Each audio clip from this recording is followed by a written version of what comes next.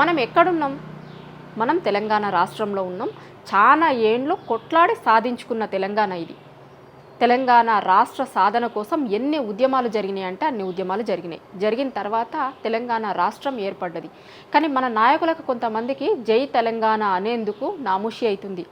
వాళ్ళకొక్కడికవుడు కాదు, ఎందుకు అనాలే అనేది కూడా అడుగుతున్నారు ఇప్పుడు. అసలు నిన్నగాక మొన్న బీజేపీ నాయకులు, బీజేపీ పార్టీ ఎమ్మెల్యే మాట్లాడింది చూసినాం కదా. ఒక్కసారి కాదు, చాలాసార్లు మాట్లాడుతుండయని.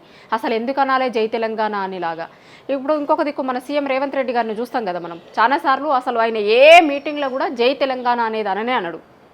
చాలా మనం ఈ 20 నెలలలో ఆయన మాట్లాడిన ఏ స్పీచ్లో ఉండదు. ప్రభుత్వ కార్యక్రమమైనా లేకపోతే వాళ్ళ పార్టీ కార్యక్రమమైనా ఏదైనా సరే. ఇప్పుడు మొన్న అవార్డు ఫంక్షన్లో కూడా చూసినాం.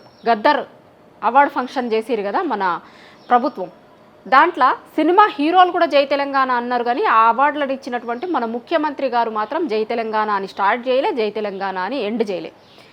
అంతకుముందు సమైక్య రాష్ట్రంలో ఎట్లుంటుండే అంటే అసెంబ్లీలో మాట్లాడాలంటే ఆ ప్రాంతం, మా ప్రాంతం, వెనుకబడ్డ ప్రాంతం ఇట్లా మాట్లాడాల్సి వస్తుండే. ఎందుకంటే ఆ రోజు సమైక్య పాలనలో జై తెలంగాణ అనేది నిషేధిత పదం.